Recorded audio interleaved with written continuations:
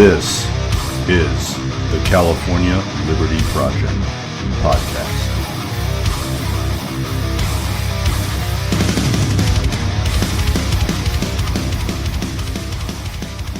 Welcome back to the California Liberty Project podcast. Once again, I appreciate everyone joining us here this Saturday. We've got a great guest, a great show lined up, and I want to jump right in. First of all, just remember to follow us on Instagram at California Liberty Project. And of course, check out this audio content on Spotify, on Apple, on all the main podcatchers, and even occasionally on Rumble, sometimes even YouTube. We're working on those. Those are the small channels. Sometimes the content gets bumped off of YouTube, but appreciate everyone being here today. So we're going to get right into the discussion here today with a great guest. Many of you probably already know him. Hopefully you all know him.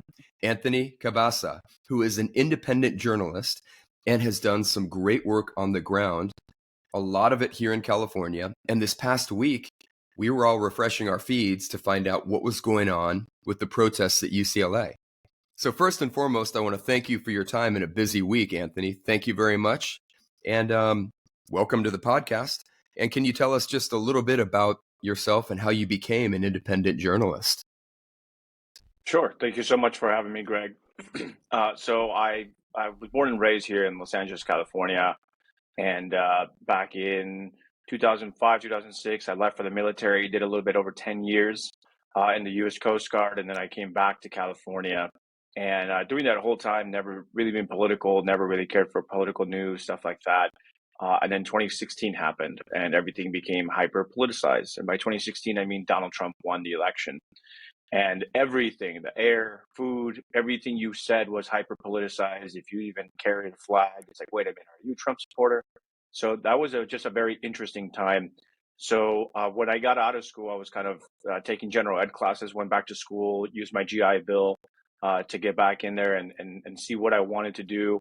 But while I was taking the general ed classes, I noticed that a lot of the students, were talking politics. I had made some friends that actually had helped with some of the presidential campaigns. One of them was the Bernie Sanders campaign. And so, just talking politics, just trying to better understand the layout of things and stuff. And I noticed that I was very interested. Politics really became a very interesting topic for me. And so eventually I made my way out of school. I ended up dropping out. I was doing nursing at the time. That's what I was going to try to major in, get my bachelor's. But I was also still doing politics pretty heavily. And I had worked with PragerU to some capacity. I had worked with Turning Point as an ambassador. I had done a couple of conservative organizations that were reaching out to me, wanting to work with me, hear my story, why I was conservative, etc. But my main focus was really journalism. There was a lot, I live in Los Angeles, so it's kind of like the protest capital of the nation, perhaps. There's always something being protested down here, kind of speaks volumes of our city's leadership. And I just like documenting. I've really fallen in love with becoming a historian of sorts. To me, it's, I feel like a lot of history has been gotten wrong. I feel like we're learning a lot of history wrong as well. And so to me, it's just, I try to go out there with an objective lens and, pun intended, with my cameras and my photo lenses and just trying to tell a story, what's really happening out here, The thing that really shot me forward was the George Floyd riots during the pandemic. And then, of course, a lot of the pandemic protests as well. That's what really jumped my platforms forward. I grew exponentially. I think I went from 20,000 followers on Instagram to over 100,000 doing just that summer alone of the George Floyd riots, because I was out there just about every day on the front lines recording kind of some of the mayhem that was happening out here in Los Angeles. Just most recently I went out to the UCLA encampment, which ended up turning terrible. It was kind of a night of anarchy and then followed up with the police coming in there. And, it's been a fun journey so far, but I love what I do. I love independent journalism. I've never worked with any major media company, although I've been accused of it. Some people say I work for Breitbart. I've never worked for Breitbart. Some people saying that I worked with Turning Point as a media reporter. That's also false. I've always been independent. The only time I've ever been hired by a media company. It was a bilingual startup called El American. I worked with them for about a year, but during the pandemic, we actually fell through the cracks there. And so El American just no Okay. longer exists. And I was hired as a national correspondent where I covered stories that were breaking all over the nation. So here we are. Very cool. Very cool. Great summation there of what you've done. I found that not only with the George Floyd stuff, the summer of love slash hate, with even the UCLA protest and the encampments, which we can talk about here in a second, it's amazing. I mean, for us who are consuming your content and really, we're refreshing and we're really relying on journalists such as yourself to just document, as you said, the facts. We're not down there in Westwood. We're not on campus. We want to know what's going on, right? What have they done to Royce Hall, et cetera? We need people like you out in the field.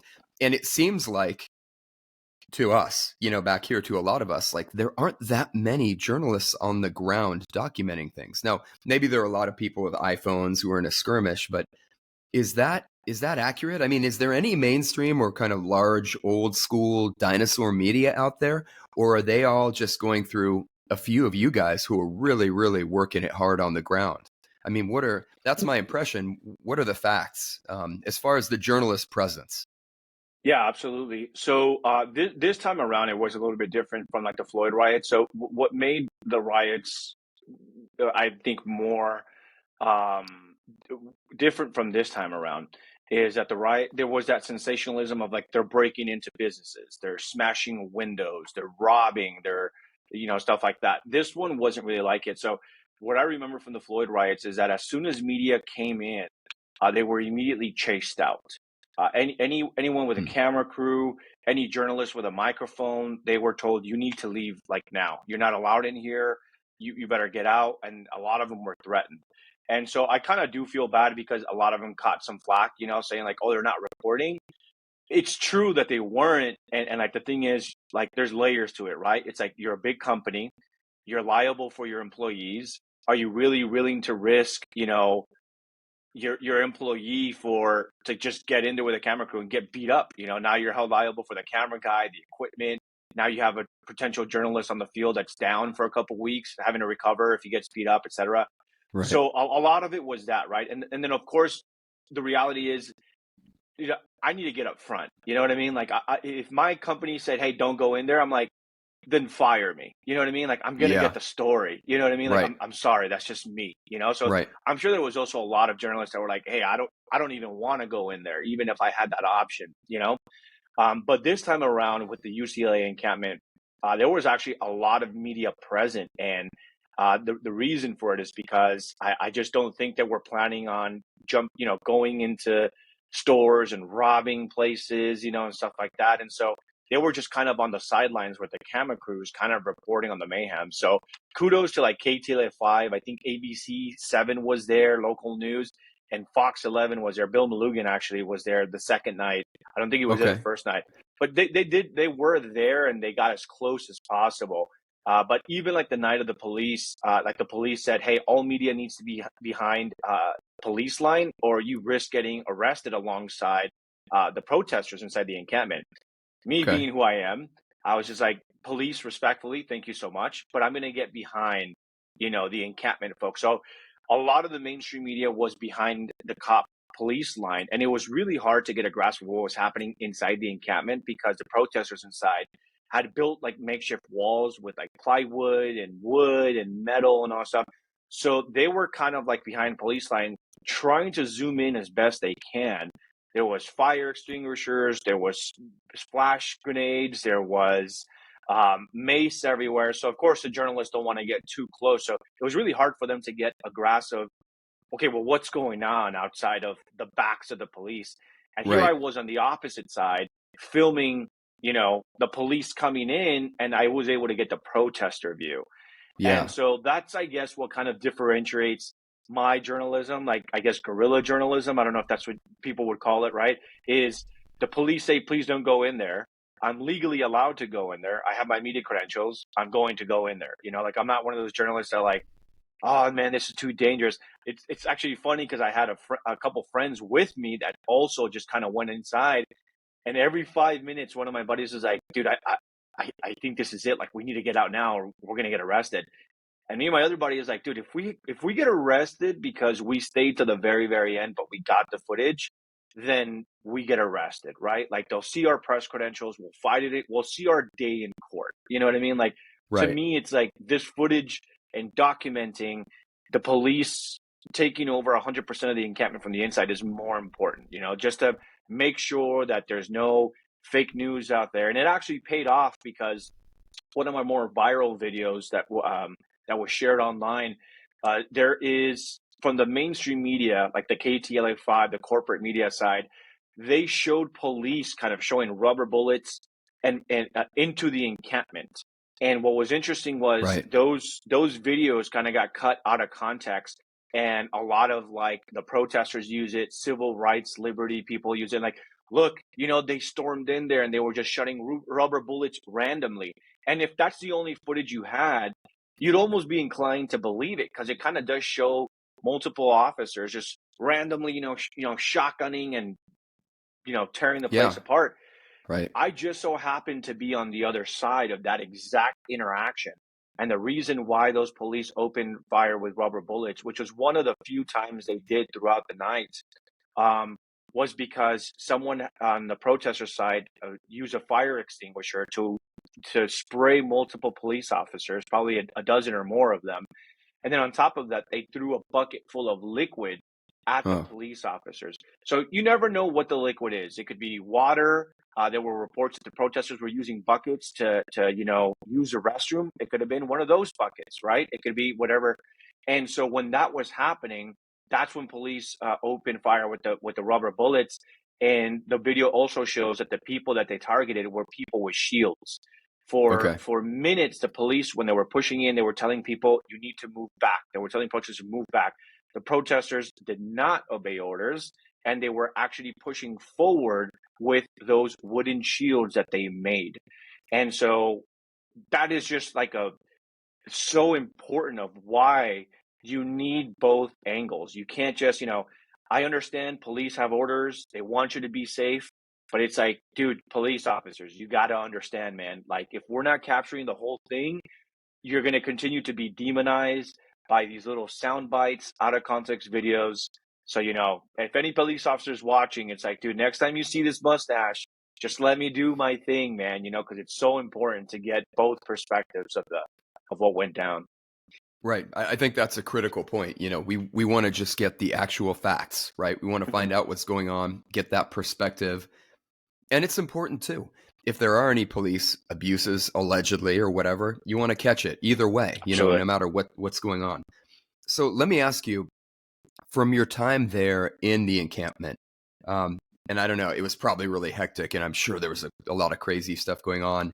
Did you see other weapons? Did you see other possible evidence of crimes beyond the squatting, beyond the taking over, the I don't know if it's trespassing or what have you, but certainly vandalism at Royce Hall. Did you Right. see other evidence or document other evidence of crimes or potential violent criminality? I was actually able to get inside the encampment the night that they were going to be taking it down. I was very fortunate to be able to go in there. I asked politely, I am conservative. I'm a registered Republican.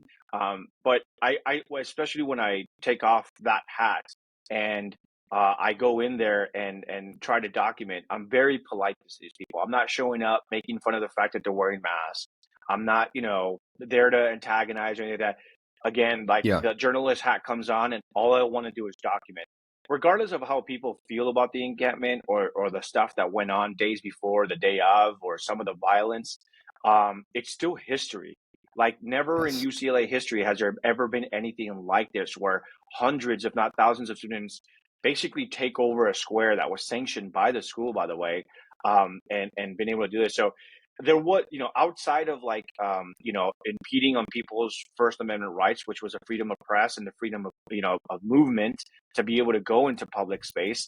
I didn't really witness any other, like, there wasn't, like, instances that I saw where some students try to make their way in and they came and beat that person up, for example. I did witness fire marshals for the city of LA that actually went inside and made sure that, hey, despite you guys having your encampment, we need to come in and make sure it's safe for everybody, that there's no fire hazards, that there's proper egress, that people need to evacuate in case of a fire, etc. So, outside of those instances, and again, obviously targeting specific people, maybe they're pro-Israel, maybe they're Jewish, maybe they're, pro-Zionism, whatever, and being turned away, which, could be considered, hateful acts or discriminatory acts or racially motivated acts, etc. I didn't really witness a lot of it. As far as you said, like weapons and stuff like that, outside of like random makeshift, shields, they some of them did have like steel bars and stuff like that. I never witnessed like anything, I didn't see like knives, I didn't see like blades, machetes, I didn't see any guns. There was a report Wednesday, May 1st, that supposedly, and I cannot verify this, that there were people with handguns in the library, like one of the adjacent buildings there, and they said that if the pro-Israel side tried to make their way inside, that they would take action. That was told to me by one person. It's not been corroborated, and the only reason why I'm bringing it up is not to like, oh, you're trying to hyper sensationalize. It's just in case someone else heard their report as well. I wanted to give you my perspective that I personally never witnessed it, and I was told by one single person that was a report, but I just never saw it, And as far as explosions or anything like that, the explosions, from what I gathered, were from the pro-Israel side when they fired, I think, 4 fireworks into the encampment the night before the police took it down.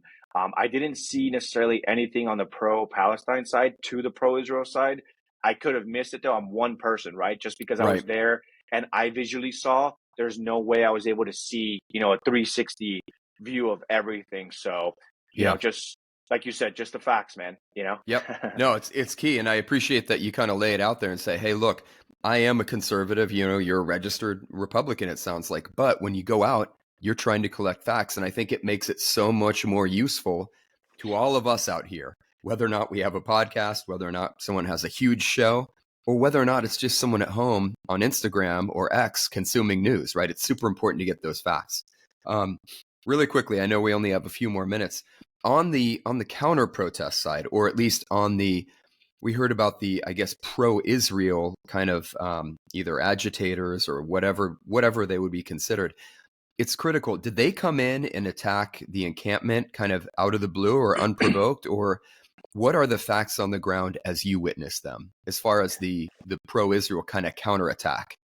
Yeah, no, that's actually a very fair and good question. I'm going to be making a mega thread on Twitter soon. So if you guys don't follow me there, make sure you do. But to answer your question here on camera, that's one of the better questions to ask, because there's a lot of like haziness as to what really transpired. So what people need to understand is, before that night, which I believe it was May 1st, and like maybe the day before, I'm kind of like trying to blur between the days.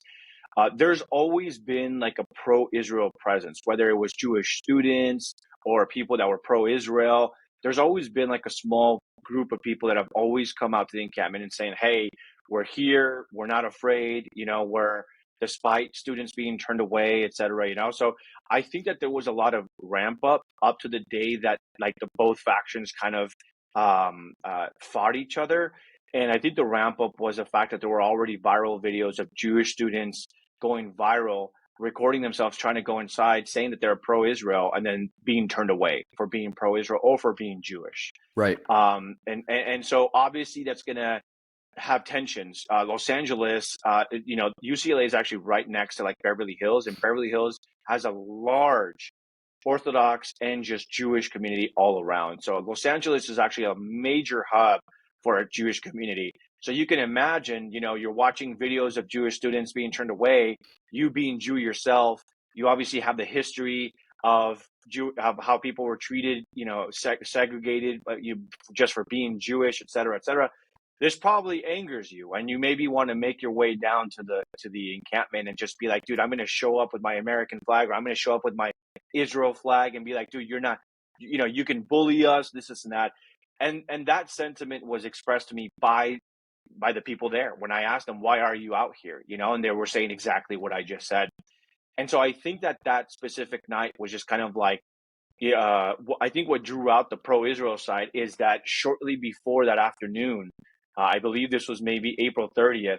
The UCLA chancellor, after reports of, you know, racism, of anti-Semitism, of journalists being attacked, of journalists not being allowed through. I think UCLA saw the writing on the wall. It's like, dude, if we don't take care of this now, it's gone long enough. I think they've had their time, but we're going to be facing major lawsuits if we don't get rid of this. The videos are going viral of Jewish students being turned away.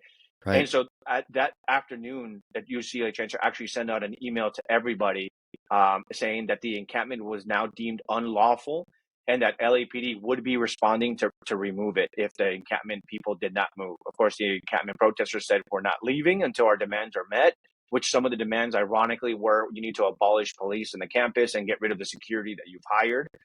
So of Right. course, it's kind of like if you're the school, you're like, okay, at this Yeah. point, it's not even about Palestine. It's just you want to abolish police. It's not going to happen, Right. So I think that when the Israeli side or, people, I think they showed up in mass, A, for support, B, because they had heard that it now was an unlawful encampment and the fact that they was going to be taken down. So I think a lot of the pro-Israel folk showed up because they wanted to witness LAPD tear the place down, kind of like a symbolic wall of sorts, you know what I mean? Like the Berlin Wall, whatever, just like, hey, they're finally taking down this hateful place, again, according to their words. And so the fact that LAPD never showed up, it just, the sizes grew through the night. And around 11 o'clock at night, I wasn't able to capture the exact moment, but from what I understand, both sides, high tension, hundreds on either side, mass call to actions for people to get there. And then the security that UCLA had hired to separate both factions ended up getting spray maced. Maybe they were caught in the crossfire, but at that point, security just completely abandoned their posts and just, they Wow. were receiving medical care on the side because they had been maced. At that point, the barricades were taken down. And by the time I finally made my way around to the front where I initially was, because there's multiple entrances and I was live streaming at the end and I wanted to show people the multiple entrances. By the time I finally got back to the pro-Israel side, there was nothing separating the pro-Palestinian from the pro-Israeli side. And I immediately told security, have you guys notified LAPD? Like, this is bad. You guys are no Right. longer at your posts. And there's no more barriers. There's only the encampment, like makeshift walls that they had. And then that's when everything started. Violence. There was music being played, fireworks being launched, people being maced left and right. I got caught in mace crossfire multiple times throughout the night. Luckily, I had my goggles with me, so I did. Yeah. Yeah. And so for like 5+ hours, it was just no law enforcement. Just for 5 hours, these two sides were just allowed to do everything and anything they wanted to each other. I had never in my life experienced anything like it. Again, the thing that makes it different from the George Floyd riots is, of course, you see buildings on fire, you see businesses broken into, you see videos of people looting a store and running out by the hundreds and thousands, right? Right. But, at the end of the day, those were buildings, right? Like, it sucks. There's insurance to be paid. It costs the city a fortune. It costs the people a fortune.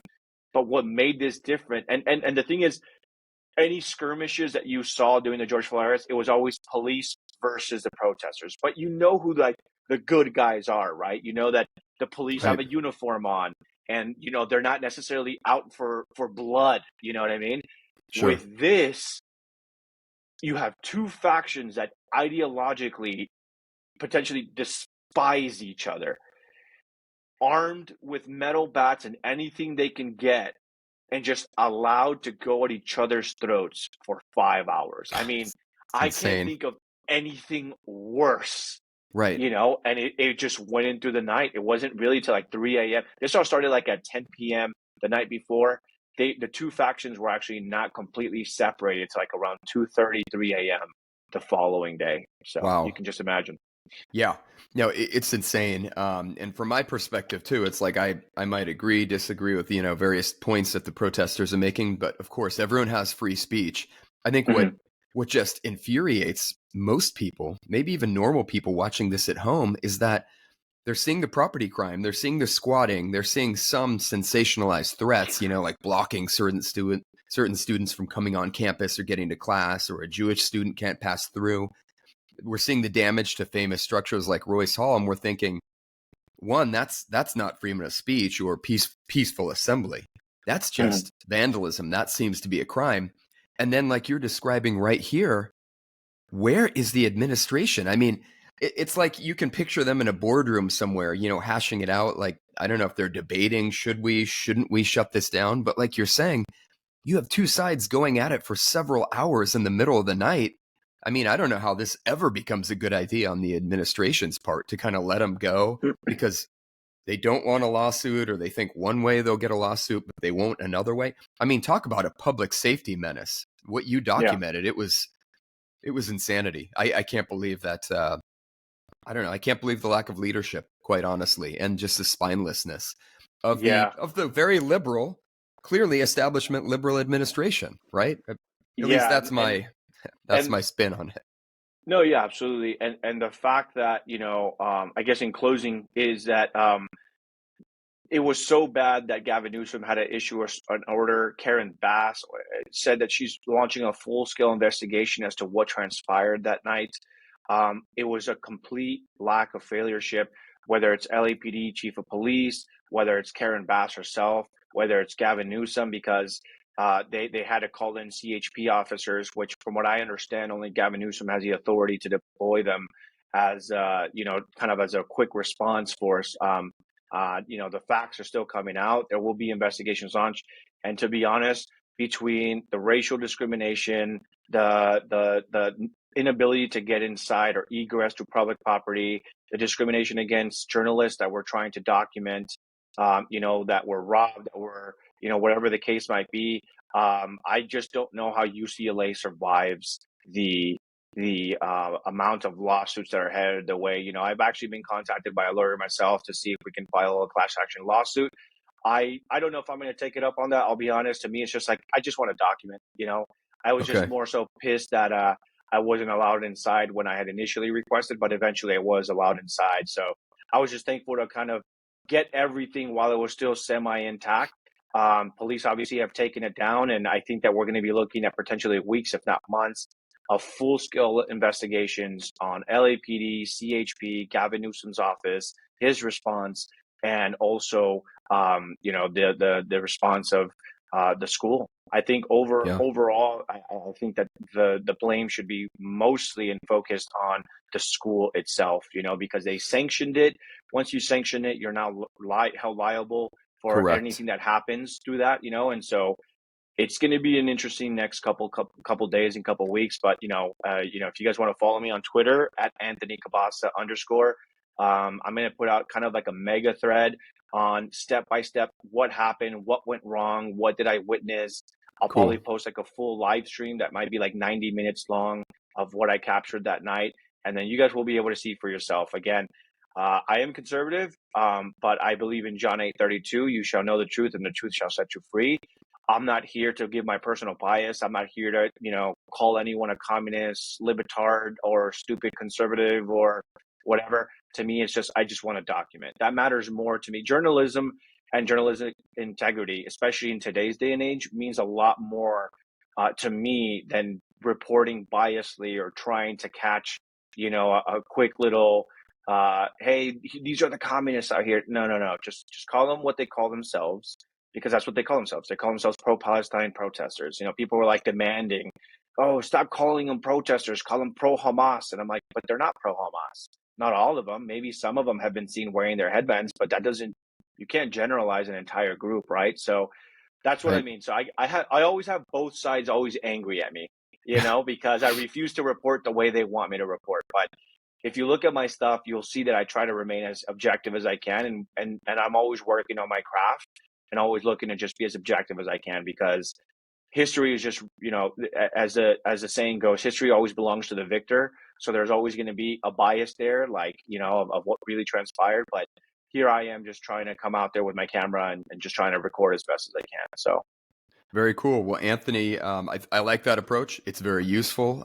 People like us, I think we just want to go to journalists such as yourself and get the facts. So keep doing what you're doing. I think most of us out here really are appreciative and are hungry for those images and for the facts coming out of the ground. Super important for us to be able to digest what's actually going on in our state or in our country, as it were. But I thank you very much for your time. You've been really generous. I know it's been a busy week for you, probably a lot of interviews and discussions. Thank you for making time for us. Once again, if we do have any of our listeners who had not yet, for whatever reason, been following Anthony, make sure to follow him on X, Anthony Cabassa _ as he mentioned. And then also I get a lot of his content, I think on Instagram too. So hook up with him on Instagram for sure. He's got a big presence there. And Anthony, thank you very much for your time. Be safe out there, and we will be looking forward to your Twitter thread, your X thread, and further documentation. So thank you so much for having me, Greg. Yeah, peace, man. Thank you very much. I appreciate your time. All right, thank you, and I appreciate yours. This has been the California Liberty Project podcast. Make sure to subscribe, share it with others, and follow us on Instagram and Twitter.